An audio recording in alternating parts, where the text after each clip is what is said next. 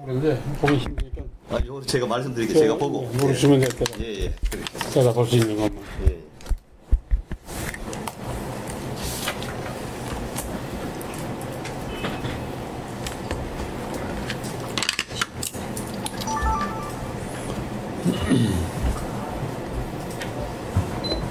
좀 괜찮겠습니까? 시작해도 좀 더 쉬다가. 네. 네.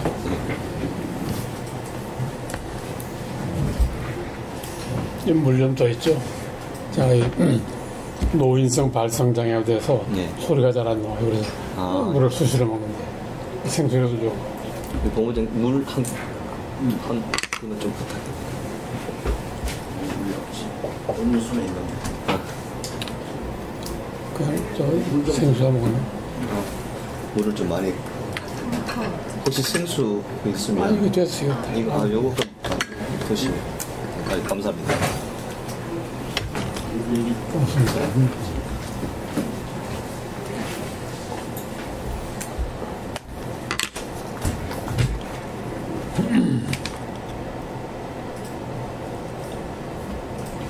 여기 오시는데 뭐 차는 뭐 먹지 않고 그렇습니까? 지금 저 날씨가 더워서 그런지 콜특도 안 되고 그런데 마침 저 앞에 차가 하나 지나가게 해서. 예. 예.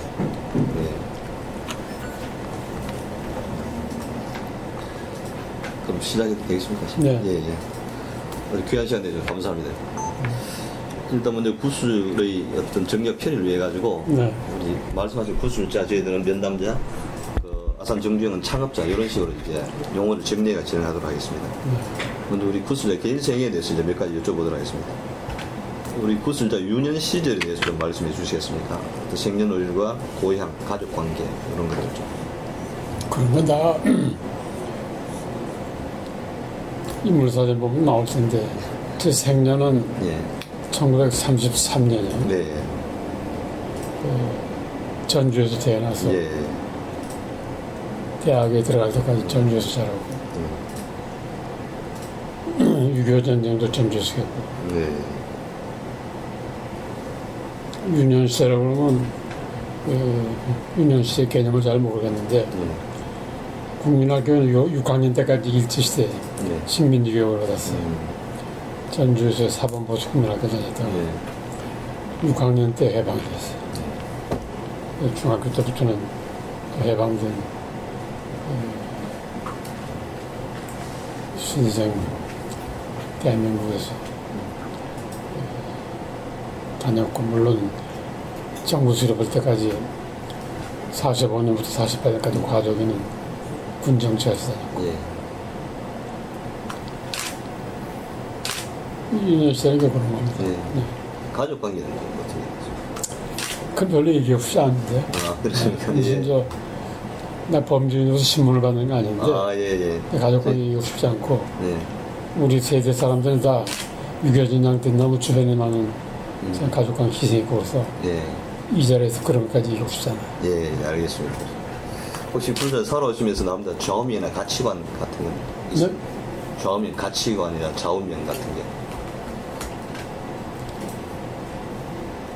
아산 정준 선생 일대기를 지금 우리가 여러 사람 지원 들려고 하는데 그 구술자의 개인적인 가치관 같은 게 너무 글러뜨는 게 안 좋아서 그런 얘기 안 하려고 그래요. 알겠습니다. 그러냐면 내가 그로섭되기 때문에 그래서 창업주를 위해서도 되도록 구술자 자신은 자기를 갖다가 되도록 큰일에 숨으면서 창업주에 대한 내 기획이랄지 그런 걸 좀 클러버시켰으면 좋겠어요. 알겠습니다. 구술자와 아산의 관계에 대해서 좀 몇 가지 말씀드리도록 하겠습니다. 이 창업자의 첫 만남은 어떻게 이루어졌습니까? 그게 참 언제 처음 뵀느냐 지금 생각이 잘 안 떠올리는 게 이 나이 먹으니까 그러니까 유년시대랄지 소년시대 건 기억이 나는데 지난 한 20, 30년의 이 얘기는 오히려 가까운 과거가 먼 과거보다도 기억이 또렷하잖아요. 언제 정연을 처음 만났느냐 생각해봤는데 정주영 회장이 여러 가지 활동을 하시는 가운데 그 지역사회 무슨 발전을 위해서 예. 그 뭔가 그 교육 사업 하신 걸로 알고 있는데 성인교육 예. 이화대학교에 그 백 교수랑 몇 분들이 열심히 하고 서울대학교에서 사범대학에 몇 분들이 참여했는데 거기에서 세종문화회관에서 세미나를 한번 크게 했을 때 예. 그때 여성교육과 무슨 지역교육인가 그런 제목으로 세미나에서 주제 발표를 했어요. 예. 그때 정의경 교수 몇 분들이랑 같이 세미나 하기 전에 예. 장원에서 같이 점심 먹으면서 그때 배운 게 처음이 아닌가 생각했는데 그 몇 년도 틀린 모르겠네. 예. 그래서 지역사회 학교 그런 네. 관련으로 이제 그렇습니다. 처음 뵙게 되는. 네. 그때 처음 뵀을 때 인상은 좀 어땠습니까? 정 회장 얘기를 많이 듣고 있었고 예. 또 정 회장의 그 다섯째 동생이가 정신영 씨라고 예. 독일에 유학하다가 독일에서 공부를 마치기 직전에 암으로 돌아가신 분이 있어요. 예. 정신영 씨는 나보다 여러 가지 면에서 선배인데 예. 정신영 씨는 서울 법대고 난 서울 물리과대학인데 또 신문사도 난 1955년에 한국으로 입사했고 예. 정신영 씨도 고모를 동아일보 입사했던 것 같은데 1961년 나도 독일에 유학 가고 있었고 나는 유학 간 지 한 1년 예. 겨우 둘까 말까 했댔고 정순영 선배는 그때 공부를 거의 마쳐가는 때 예. 1961년에 베를린 장벽 축제 했을 때 예. 정 선배는 함부르크에서 나한테 하이델베르크 공부하다가 베를린 가서 장벽 90전 후에 베를린 취재하면서 그때 처음 만났어요. 예. 그때 이제 그 정순영 선배한테 그 사백 집안의 형님 정중 씨도 많이 듣고 그때쯤은 이미 이제 그 현대 건설이 차차 우리나라 기업에서 이제 이름을 떨치기 시작할 테니까 예. 그랬다가 그 전에 한번 뵌 일이 있구나. 그 베를린에서 며칠 동안 같이 좀 지내다가 정 선배는 다시 이제 공부를 마치겠다고 함부르크로 돌아가고 나는 하이델베르크로 돌아왔는데 알렌도 못해서 부고가 날라왔어요. 아, 예. 그래서 그렇게 해서 정신병 도로서 헤어졌는데 귀국하니까 뭐 다른 인연으로 해서 그 정신영 씨 미망인도 알게 됐고 예. 정중 회장의 재수 씨죠. 예. 또 그때 아이들이 다 어리고 그래서 정주영 회장의 바로 밑에 동생 정인영 씨라고 예. 그분이 사직동에 사실 때 거기에서 무슨 파티를 할 때 그때 갔던 것 같아요. 근데 그 무렵에 내가 한독협회 총무를 맡고 있어서 예. 한독협회를 좀 발전시켜야 되겠다 해서 그때 한독협회 이사장이 최주선 국무총리였고 예. 총무를 하면서 신임 이사를 내가 두 분을 모셨던 것 같아요. 예. 한 분은 동아일보 김상만 회장이고 또 한 분이 정인영 씨인가 그래서 한독협회 가기 때문에 정인영 회장 댁에서 파티를 해서 그때 그 식구들 다 만났던 기억이 나요. 그러니까 딱히 언제 뭐 만났다기보다도 뭐 그 정신영 그 돌아가신 정신영 선배 그다음에 정인영 부회장 또 정신영 씨 미망의 장경자 여사 뭐 그런 집안 관련해가지고 어떻게 또 자연스럽게 만났던 거죠. 네. 딱 공식적으로 만난 것은 그 지역사회 학교니까 거기에 이제 그 주제 발표를 하면서 그때 배웠던 것 같고 그 다음에는 아산재단 창립을 할 때 그게 몇 년인지 세종문화회관에서 아산재단 창립 세미나를 했어요. 그 몇 년인지 아세요? 77년도. 77년도. 예. 그때 문화문과인데도 주제 발표를 해서 예. 그때 세미나 사회를 신태환 선생이 하시고 예. 그 신태환 선생 밑에서 나중에 울산대 총장하고 노동부장할 때 배운 실현을 나갔어요. 예. 그때 그 정종 회장도 그 장육정에도 만나고. 예. 그게 아마 아주 먼 옛날이게. 예. 이제 그렇게 만남이 이루어졌다. 네. 아까 우리 그 정신영 씨에 대해서 잠깐 언급하셨는데, 네. 그 뭐 독일에서도 같이 이제 활동도 네. 하시고 있기 때문에 정신영 씨는 좀 어떤 분이었어요? 그런 기록도 거의 없기 때문에. 책이 나와 있어요. 그 관우클럽에서 예. 기자 정신영이라고 해서 책을 예. 내서 예. 나도 어디 글 하나 쓰고 그랬어요. 예. 국무총리 서울에 때 이항기 선생, 예. 서울법대 국제법 좀 이항기 선생이 제자주고 그래서 예. 그 책에 선배 은사로서는 이항기 선생이 쓰시고 예. 정신영 씨 가까운 동기로서는 경기개혁원 차관 부총리였던 정재석 씨, 예. 두 분이 서울법대 동기예요. 예. 그래서 그분도 쓰시고 나도 쓰고 그래서 독일 특파원으로서의 그 정신 시대에서 이 얘기를 많이 썼어요. 참 예. 지금 살아계시다라면 학계와 언론계 양쪽에서 많이 활동할 텐데 독일 문제 전문가로서 너무 일찍 좀 아깝게 돌아가셨어요. 다시 창업자에 대해서 또 말씀해 주세요. 그 우리 구수자께서는 창업자의 가표에 대해서 큰 의미를 지금 부여하는 것을 제가 책에 읽었는데 근대사회 인류를 상징한 한 사건으로 보이는데 어떤 점에서 그래 한지 좀 말씀해 주시겠습니까? 지금은 학풍도 많이 달라졌고 예. 학문적인 주제도 많이 달라졌지만 예. 1960년대 아마 1960년대라면 4.19 후에 5.16 쿠데타가 나서 박정희 정권이 우리나라의 본격적인 경제 개발을 근대화라는 이름 밑에 추진할 때입니다. 1960년대라면 또 국제적으로 어떤 의미가 있냐면 1950년대가 미소의 그 동서냉전이 가장 심했던 가장 격화됐던 그 냉전의 연대라고 그런다면 1950년대 말부터 이 세계 동서관계, 미소관계 큰 변화가 일어나기 시작했어요.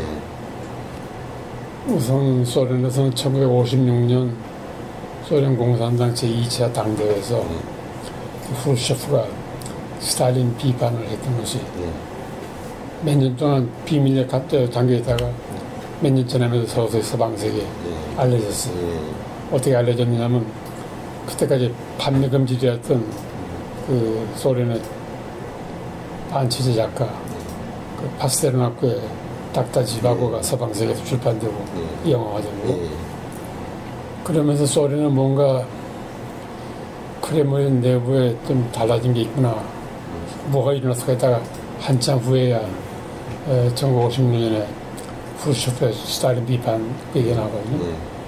그러면서 그때 또 세계를 놀라게 한 것은 원자탄이나 수소탄 개발에서 미국이 주저했던 소련이 1950년대 말부터 우주 개발에서 미국을 앞서갑니다. 1958년 스푸트니크가 올라가서 세계에서 최초로 인공위성을 쏘아 올리고 그 배경으로 이제 후르셰프가 1960년에 뉴욕을 방문하죠. 그러면서 그때부터 이제 해빙 무주하면서 동서안의 데탕스 분위기가 조성됩니다. 그러면서 1960년 물론 한국에서는 4.19가 난해입니다만은 1960년 연말 되니까 나도 유럽에 가 있을 텐데 1960년 아프리카 해라고 다들 그랬어요. 왜냐하면 그 한 해에 1960년 한 해에 아프리카 신생국가에서 유엔에 17개 국가 참가를 가입을 했어요. 그때만 해도 유엔 가입 국가를 만들거든요. 100개도 못 됐는데 한 해에 아프리카 신생 독립국가 10몇 개가 가입하고 그러면서 이제 동서의 냉전 못지않게 소위 그 경제 발전의 남북 문제가 비로소 전 세계적으로 인식됐어요. 잘 사는 북방부에서 소련과 미국에 다투는 그 싸움 못지않게 공업하던 선진국과 그 남쪽의 남반구에 못 사는 후진국의 격차가 심해지고 그래서 동서냉전은 냉전대로 유지되면서 어떻게 하면 제3세계 아시아, 아프리카, 라틴 아메리카, 신세계 그 제3세계 국가들을 미국이나 소련이 자기 진영으로도 끌어들일 수 있냐. 그러면서 제3세계 개발 경쟁이 일어날 때입니다. 그게 본격적으로 시작한 게 1960년 미국의 36대 대통령 당선된 케네디가 백악관에 들어가면서 61년에 케네디가 그 미국 대통령이 되죠. 61년 가을에 미국의 젊은 대통령이 유엔에 가서 연설을 하는데 그때 유명한 케네디 연설이 우리가 밝아오는 60년대를 전 지구적인 차원에서 개발의 연대로 삼자. 개발의 연대라는 말을 Decade of Development이라고 해서 제3세기 개발에 전 세계가 참 협력하고 도와주는 그런 연대로 삼자. 박정희 대통령이 5.16 군사 쿠데타로 그 정권을 쟁취한 다음에 성공한 이유가 그때 내세운 깃발이 조국 군대화다 경제개발이란 그러한 박정희 군사정권의 정치 목표가 전 지구적인 목표와 일치하고 있기 때문에 세계가 개발연대로 나올 때 한국에서는 박정희 대통령이 제1차 경제개발계획을 세우고 60년대 제2차 경제개발계획도 세우죠. 성공적으로. 그 와중에 현대도 삼성이 커진 겁니다. 보셨어요?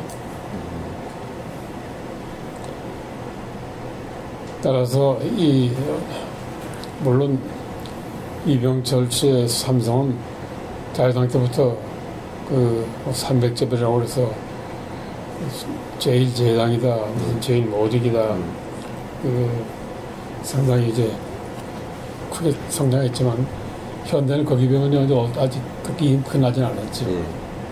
그러나 이제 60년대 전 세계적인 경제 개발이 시작되면서 그때부터 이제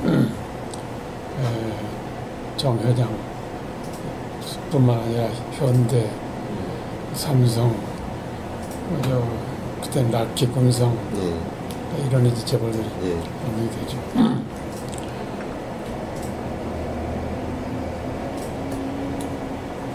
이제 우리 그 창업자 같은 경우는 농경사회에서 이제 그런 한계를 느끼기 때문에 이제 산업사회로. 그 질문에 좀 답변하다 너무 이게 소름이 길어져 버렸네요. 따라서 60년대가 개발이 연대가 되면서 비단 정치, 경제, 외교적인 차원에서만 개발의 문제를 크게 주급한 게 아니라 미국을 중심으로 한 전 세계 학계도 그런 시대 정신을 받아들여서 어떻게 이 개발의 연대가 개발의 연대에 대학이랄지 학문세계도 같이 참여 기여할 수 있느냐. 그래서 그 당시 가장 주된 학문적인 테마가 경제발전과 무슨 행정, 경제발전과 무슨 지역발전, 경제발전과 언론 이런 문제가 아주 경제발전과 무슨 법제. 그래서 그러한 그 시대 상황의 변화에 맞춰서 사회과학의 한 분야, 사회과학이 전반적으로 다 그랬습니다만은 특히 사회과학 분야에서도 커뮤니케이션을 연구하는 언론 분야에서 후진국 개발을 위해서 커뮤니케이션이 언론이 어떤 기여를 할 수 있느냐. 그 점에서 그때 참 미국에서 큰 논쟁이 벌어졌는데 경제 개발을 위해서는 교통이 먼저냐 통신이 먼저냐. 그게 이제 트랜스포테이션과 커뮤니케이션. 후진국의 제3세기 개발을 위해서는 도로 시설이랄지 철도 부설하는 것이 더 급하냐, 아니면 신문 방송과 같은 커뮤니케이션의 매스미디어 발전을 하는 것이 더 중요하냐, 이 논쟁이 크게 벌어지는데, 내가 알고 있는 그 미국 학계에서 논쟁에서 후자가 일단 승리한 걸로 결론이 났어요. 근데 그 결론을 입증할 수 있는 그 사례가 한국입니다. 무슨 얘기냐면, 후진국이 개발에 착수를 하다 보면 급하지 않는 게 없어요. 왜 그렇게 없는 게 많은지. 모든 걸 다 해야 돼. 학교를 줘야죠. 학교를 줘야 하는 거죠. 낳아놓고 기획자라도 알아야만 무슨 후진국의 인구를 감소해서 가족개혁 사업도 추진하고, 낳아놓고 기획자라도 알아야만 무슨 이제 생산성을 높이기 위해서 새로운 벽지 개발도 광고 올 텐데, 그런 걸 하려면 학교도 세워야지, 또 그러려면 관료도 양성해야지, 그러려면 그 중앙에서 관료가 지방까지 가려면 무슨 교통수단이 있어야지. 아무 급한 게 없어요. 자, 신문사를 만들려면 신문 종이를 찍을 거예요. 요새는 그때는 저 컴퓨터 없으니까. 그래서 제지 공장이 있어야지. 제지 공장 만들려면 종이 발부 산업이 있어야지. 그래서 이 소위 제한된 개발 자원으로서 후진국 개발의 가장 중요한 첫 번째 문제가 제한된 자원의 배정에 있어서 우선순위를 어디다 두느냐. 개발의 우선순위 논쟁이 심을 때입니다. 마지막에 가서 아무리 뭐 해도 행정, 작업, 교육 다 급하지만 우선 물자고 오고 가고 사람이 오고 가고는 이 최소한의 교통 시설이 전제가 없으면 요새 말로 인프라라는 거죠. 그 없으면 어떤 개발 기업도 성공할 수 없다. 또 그런가 하면 아무리 그런 게 있다고 하더라도 중앙에서 어떤 그 개발 정책을 쓰려면 그걸 홍보할 수 있는 홍보 수단, 신문이나 방송 같은 감리 수단이 없으면 안 된다. 그런데 그래서 마지막에 가서 그 논쟁이 아까 말씀드린 대로 교통이냐 통신이냐 트랜스포트냐 감리교육. 근데 그 논쟁은 그 세미나가 기록하는 사이를 보니까 결국은 커뮤니케이션이 더 우위를 점유한다는 그 성공 사례가 한국인데, 우리는 그 당시 욕을 했습니다. 5.16 군사혁명 이후에 박정희 정권에서 뭘 했느냐면 농촌에 앰프 보내기 운동을 했어요. 시골에 느티나무 농사짓거나 농부들이 이러고 나서 좀 감고 시원해 나무 밑에서 좀 놀고 있을 때 그 나무 마사가 스피커를 달아가지고 거기에서 무슨 아들, 딸 구별 말고 하나만 낳고 잘 기릅시다 라든지 또 통일교실을 보고는 그래서 이거는 옛날 히트라 시대의 그 갯별세 라디오가 외국 방송 못 듣기 위해서 수입주만 듣고 다이얼이 없는 게 있어요. 그건 갯별세 주성아리라고 공격했는데 마치 그거야. 저는 다이얼 선택권도 없고 중앙의 메시지만 중앙 방송만 전달을 해서 우리는 이념적인 차원에서 군사 독재정 저런 걸 했나 요걸 했는데, 가난한 후진국 개발에 있어서는 그 성공한 사례를 꼽힙니다. 한국은 제일로 싸게 앰프 농촌 보내기 운동을 해가지고 중앙의 소리를, 중앙의 정책 본부의 소리를 주요 시책을 갖다 전국에 알릴 수 있는 커뮤니케이션 수단을 이미 마련했다. 그래서 커뮤니케이션 문제가 전 세계적인 학계 중요 테마죠. 그래서 발전, 개발, 경제 개발을 위해서는 커뮤니케이션이 대단히 중요한 역할을 한다. 왜냐? 또 그 연구가 있었는데,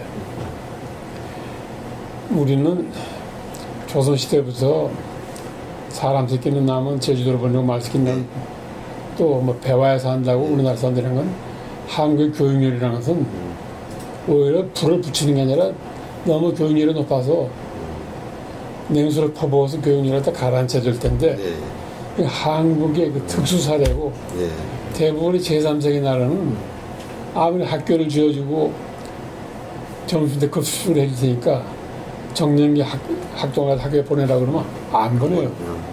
인도랄지 중동지방에 가장 큰 문제가 아예 학교 보내라 그러면 앞에 와서 뭘이요? 이건 닭가슴 일을 시켜야지, 일을 부르면야지. 그럼 가서 무슨 가격을 빼서 못 온단 말이냐. 예.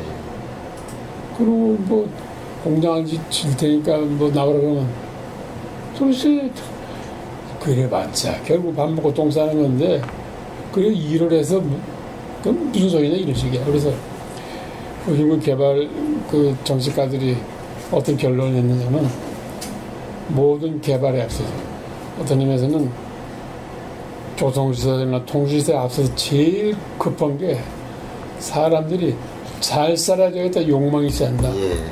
그 다음에 잘 살기 위해서는 딴 거 있어요. 우리나라에서 한동안 대학을 나오고 있다. 지금 대학을 나고 공부를 하면 자기 신분이 상승되고 생활이 좋아지잖아요. 그래서 더 많이 배워야 되겠다는 욕심. 잘 살아보겠다는 욕심하고 더 많이 배워야 되겠다는 욕심에 불을 지르는 것이 후진국 개발에 제일 중요하다는 얘기예요. 학문적으로 어렵게 말하면 잘 아시지만 그 vocational inspiration하고 educational inspiration 분리하는 거. 누가 분리하느냐. 잘 살아야 되겠다. 아버지 세대보다는 우리 세대는 잘 살아야겠다. 그런 욕심을 가지려면 지금 자기 처지보다 나은 사람들 사는 모습을 봐야 돼요. 근데 그런 걸 보여주는 것이 언론이다 그래요. 신문이다.